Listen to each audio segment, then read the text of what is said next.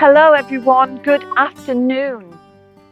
So a few weeks ago we made a video which was called A Weapon of Mass Destruction. Now I'll put it up here again. And I got a few comments about that from people. How can we cope with our weeds? What can we do? And there were one or two comments where people had said, we've spent a fortune landscaping our garden. We don't want these weeds here. We need to get rid of them.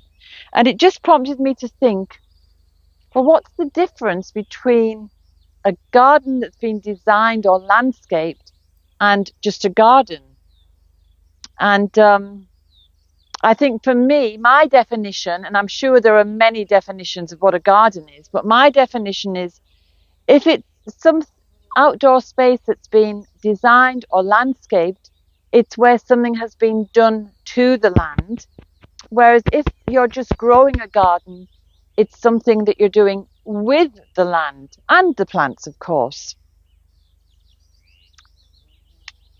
So having a garden designed or landscaped is kind of manipulating, forcing, overpowering nature, trying to put your own stamp onto things.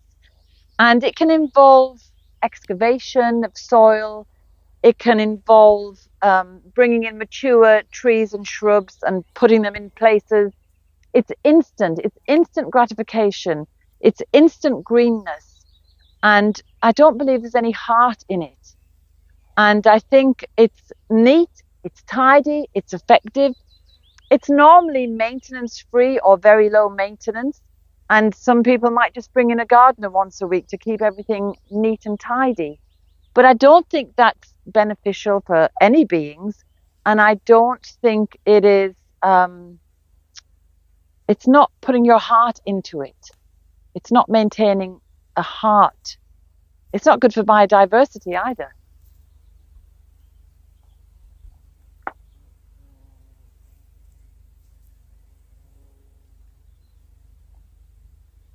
So there are lots of holiday houses around here. And obviously the owners are absent 99% of the time. So they get their outdoor space landscaped. Excavators come in and sculpt the land and create different terrains. Plants go in, as I said, and it's instantaneous. It's neat and tidy, but it's kind of sterile. There's no heart in it. And weeds, so-called weeds, are killed. Wild flowers are pulled up if they don't fit the theme or the colour scheme. It's all about how it looks for the absentee house owners, never about the environment or biodiversity. So to have a garden, it's all about nurturing the plants, working with the plants and encouraging them, co-creating with the plants and the land spirits. I also think it's really important that our own energy goes into creating a garden and making it into a truly magical place. You know, if we put our energy into it, it becomes really something magical, natural, and alive. And we are the guardian of this magical place, not just an observer.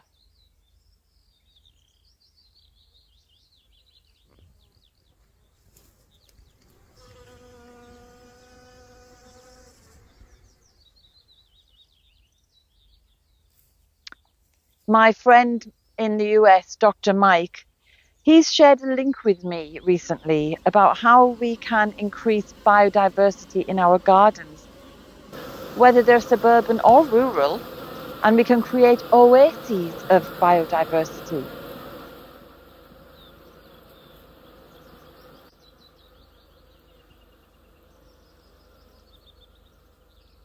So, for example, you could put in a little pond.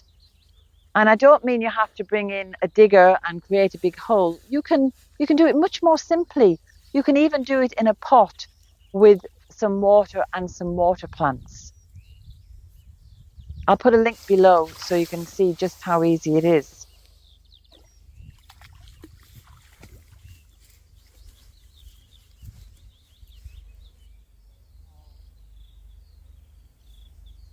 Another thing that we can do is to remove lighting. I mean, lights do look so beautiful and so magical in the garden in the evening time. But at what cost? Let's think about the cost. Looks lovely for us, but for all those nocturnal insects and bats and little creatures, it can be very confusing and it can really impinge negatively on them.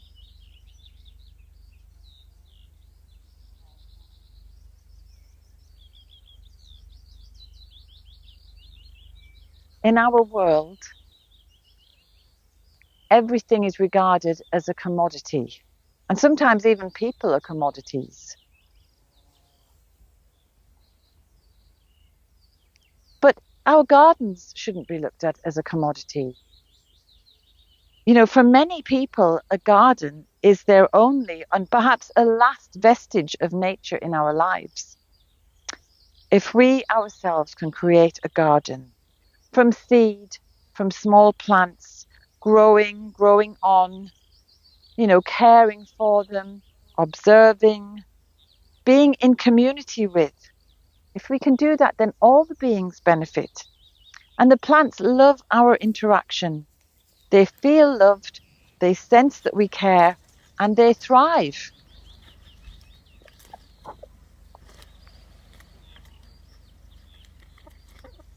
And as for those problems, such as weeds or pests, instead of pouring poison, let's think about what are their virtues? What are they trying to tell us? Why are they here? What can we learn from them? A pristine landscaped space, an outdoor space, it's not particularly conducive to biodiversity, and especially not if biocides are used.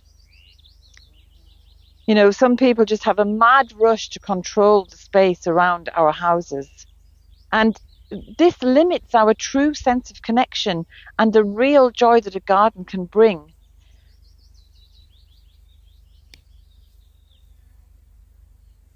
And surely that need to connect with nature is the motivational drive to creating a garden in the first place. I mean, why would you want a garden really, unless you're prepared to go in there, work in it, blood, sweat and tears over it, and build that relationship with it? Now, you could argue with me that any and every garden is made by a human hand. And yes, I agree.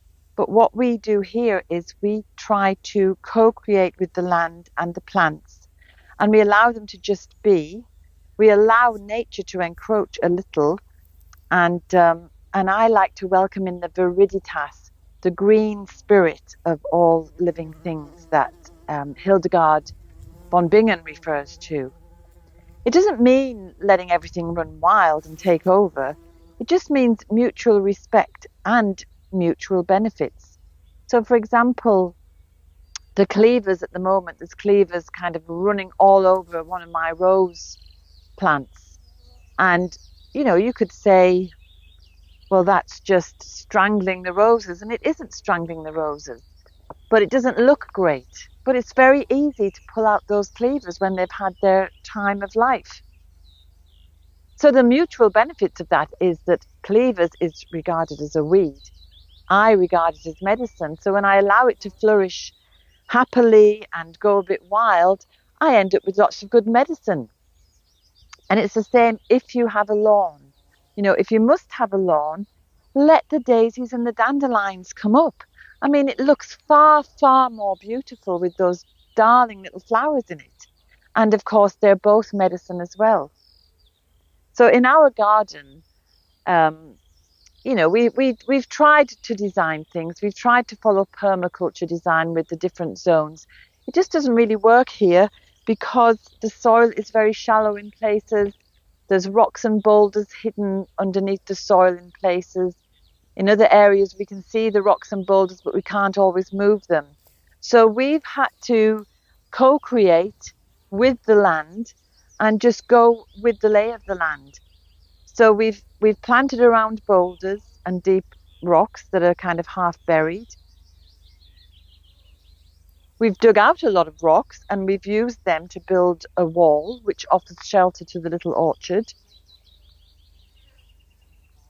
And just next to the orchard, pulling out a large bramble so it wouldn't rip my kids' legs to pieces, ended up with a huge hole that we then filled in with old kids' bikes, and we did cement over it. So we did impose a little bit there, but it's nevertheless still created a little wildlife haven because of the way the plants have grown around that.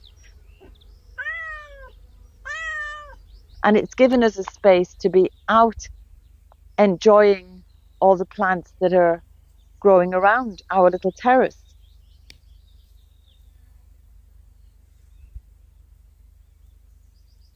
And of course, we've had a hand. So look at our paths as well. They have been created simply by walking to and fro to the different areas. And recently, Lol has put down some gravel and stones because it just gets too muddy as the year wears on. So it's not that we landscape these things, but we have designed certain areas. And as I say, we've done it co-creatively with respect for what's already here.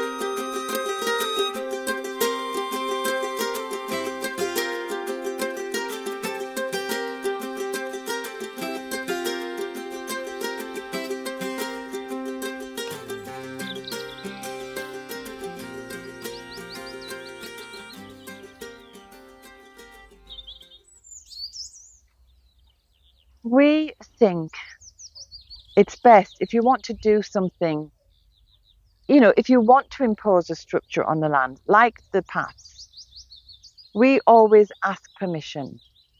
We just, tune in to whatever spirits or devas are there on the land. We tune into them, ask them if it's okay, because they might come back and say, it's not okay here, but you can certainly do something over there.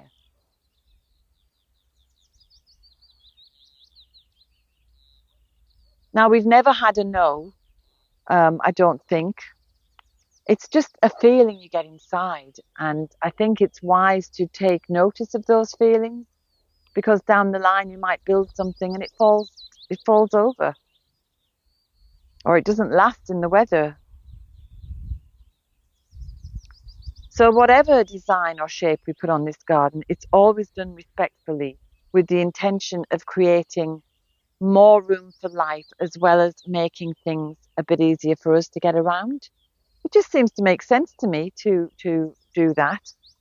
And then when you're physically doing things, when you're physically planting things yourself, nurturing them, watching them grow, watering, whatever you have to do to help that plant, that engagement, it's just like I've spoken before. When you put your attention onto something, it thrives. It's going to respond. And if it's a positive attention you're giving it, it's going to respond positively. And so I think, engaging with creatures in the garden, with the spirits of the garden and the plants. It's just the best way to do it. And then it's wholesome, it's holistic. You are part of the garden then. I can see where I've left parts of me, and it's just far better to be like that than just looking out of the window at something a company's created for money.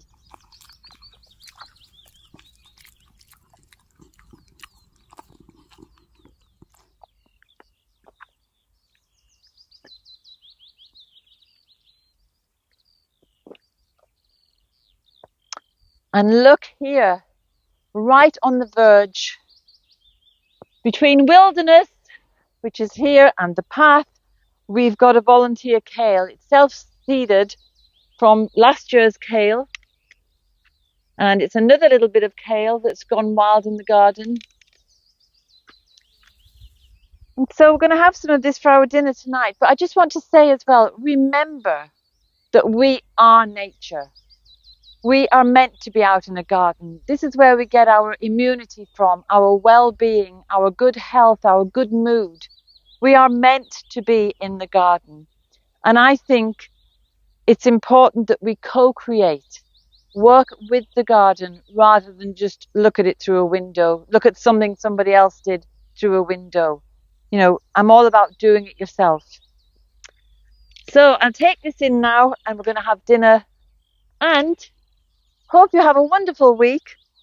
I hope you get out into your garden or into a wild space. And I'm going to take all my bounty into the house. And I'll see you next week. Come on, dogs. Here you go.